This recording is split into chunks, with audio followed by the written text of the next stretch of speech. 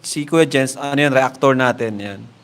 Official reactor. Hello mga kalingap! Welcome back sa aking YouTube channel, The Square Gen. So kung bago ka lang sa aking YouTube channel, huwag niyo pong kalimutan mag-subscribe at click the bell button para like ang updated sa ating mga bago upload na video. At huwag po natin kalimutan suportahan ng Putim Kalingap sa pangunguna ni Kuya Val Santos Matubang, Ate Ed The Vlog at syempre Kalingap Rob. At pakisuportahan din po ang mga kasama sa Putim Kalingap. Nandyan po ang K-Boys, Kalingap Partner, Kalingap Reactor at lahat ng charity vloggers sa buong Pilipinas at tumutulong sa mga kababayan natin na lahat may hirap. Suportahan po natin lahat guys. So ngayon mga kalingap ito nga po at ngayon na lang po tayo ulit nakapag-reaction video at medyo late na rin po pero ating bibigyan pa rin ng reaction video mga kalingap itong pagpunta po nila Kuya Val dun sa bahay po nila Carla dahil marami po sila mga kalingap nakitang kailangan ng maintenance po mga kalingap at ito nga yung title nga dito ni Kuya Val, bahay ni Carla posibleng tirahan daw ng ahas po mga kalingap. So panoorin po natin mga kalingap at saka parang balita ko parang may mga tulo na rin yata yung bahay nila or tulo yung kisame at aayusin yung bubong. So ito mga kalingap, tara panoorin po natin mga kalingap at ating bigyan ng reaction. So let's go. Opo po, si Nene. Tulo. Yan yung sira. Oh. Ayan. Tapos dito tayo. Pero dito. Ayan po, sila Kuya Val po nag-inspection po. Ayan oh, ay grabe ano. Ayan guys. Tandaan po natin mga kayo, kung naalala po ninyo, naggawa tayo ng reaction video dun sa bahay nila Viancy. Tsaka kung maalala din ninyo, nung kami ni Kalinga para personal na nag-inspection sa bahay nila Viancy. Kapag may ganyan, nabanggitan natin, kapag may mga ganyan po mga kalingap, yan nakita natin yan. Grabe ano. Ang laki po mga kalingap ng mancha sa kisame. Pag may mancha po mga kalingap yung kisame, yan po ay isang malaking sinyalis na may tulo na po talaga. Or may tumutulo po dyan, nababasa po yan tuwing umuulan. At posibleng may problema talaga mga kalingap yung bubong po nila. Ayun kitang-kita po natin mga kalingap yung yung mga tulo ng yung mancha dahil sa pagtulo ng ulan. Ng tubig diyan sa kisame po nila mga kalingap. Ayun ang laki.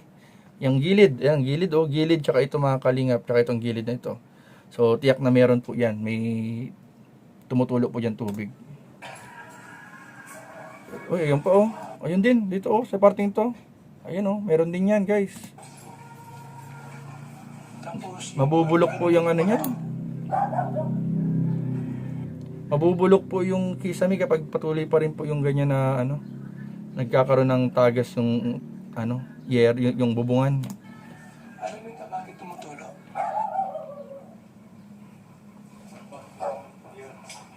Ha? Okay, bubong tayo. Ayan, pupunta na po sa bubong sila Kuya Val. Tulog pala si Carla. Uy, ano yan? Parang meron din yan Kagabi. Ayan Ay, ayan grabe to guys. Ayan nalaglag na yung medyo naglaglag na yung part na to ng kisame. At talaga to tawag dito? Ito, kailangan tong ayusin guys. Delikado din yan po mga kalingap. Pusa yan. Ha? Taas kami, taas. Ayan Uy guys, may napansin ako. Meron ng water tank. Ayun may water tank na po sa bahay nila Carla. Ay grabe. Ang bilis ng improvement. Ayan po, may water tank na agad. Ayan dalawang blue na na drum. So ang purpose po niyan, kung di ako nagkakamali, yan po ay sa water pump o sa water tank po mga kalingap. So ayan, wala nang problema para sa tubig sila Carla.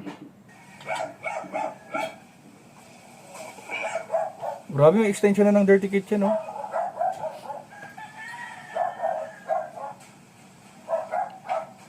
Akyat sa taas. Ayan, ang galing, diretso hagdanan na yun Ayaw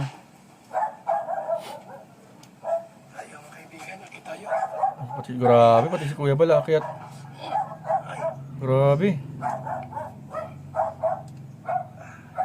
Grabe guys, pati si Kuya Val umakyat. Grabe. Ingat po Kuya Val, medyo dyan. Ayan Grabe guys, pati si Kuya Val guys mismo umakyat po sa bubungan nila Carla. Grabe po mga kalingap Ingat na lang po, ingat po. Oy, grabe. Ayun oh, sira na yung kisame oh. Ayun oh. Oh, sira na yung kisame. Dito sa may parting to ng bahay. Kaya pala ano, grabe din guys. Delikado yan. Ba't namumulok na yan? Ayun oh. Nangyari to? Ha? So, tagalin mo na to.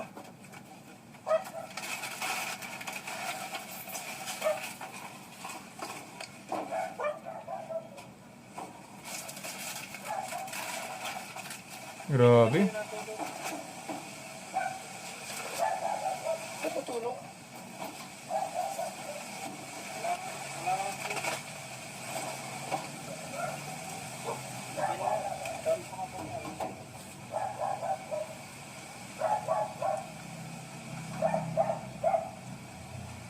Kasi kung nandun ang tubig, dapat doon din matulog. Baka dito lang ito. Dito daw pala ang posibleng dahilan ng tulo oh. May siwang dyan. Oh, bakit patulog dyan? Yan din naman yan. Hindi ito. Sa kwarto.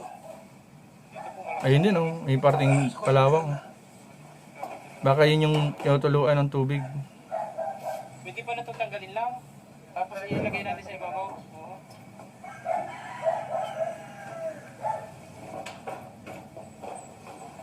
So ayun guys, so buti na lang po matibay yung pagkakagawa ng bahay nila Carla. Tamo, paano natin masabing matibay yung pagkakagawa ng bahay nila Carla?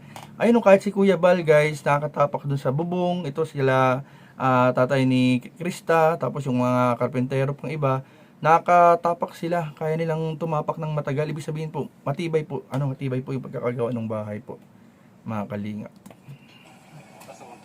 Dito? Dito. Yun.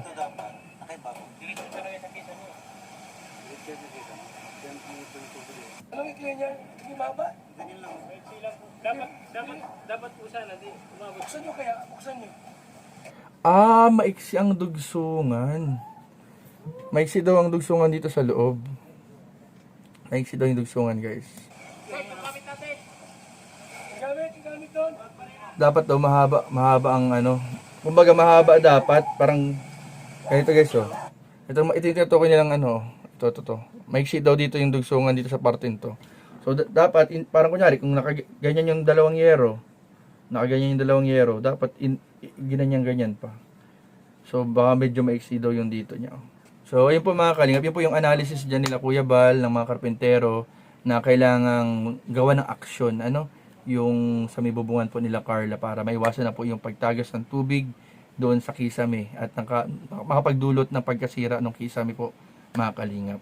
And alam nyo naman mga kalingap, syempre kapag nababasa ang kisame, meron ding hazard yan guys. Delikado po yan mga kalingap kasi kapag nabasa na yung electrical niyan sa loob, maaaring magsanhi din yan ng sunog. So iniiwasan po natin na hangga't maaari, wag mabasa ng tubig yung mga electrical wirings sa kisame kasi yan ay maaari ding pagmulan po ng sunog. So yun lamang po, maganda rin po yung na-actionan po agad nila Kuya Bal po at napuntahan po agad yung mga pabahay na inspection po yung bahay nila Carla para maiwasan po yung mga di nating inaasahang pangyayari. At ayun, napakaganda po, nagkakaroon na po ng maintenance dun sa mga pabahay po ng Team Kalingap. So yun po mga Kalingap, maraming po salamat sa panonood. And mamaya po, abangan niyo po ako mga Kalingap, guest po tayo mamaya ni Kuya Bal sa Boom Radio mamayang alas 4 ng hapon. At ayun, supportahan niyo po mga Kalingap yung ating guesting kay Kuya Val. So yun lamang po at maraming po salamat sa panonood. Please don't forget to like, comment, share, and subscribe sa ating mga video. Maraming po salamat. God bless. Bye-bye.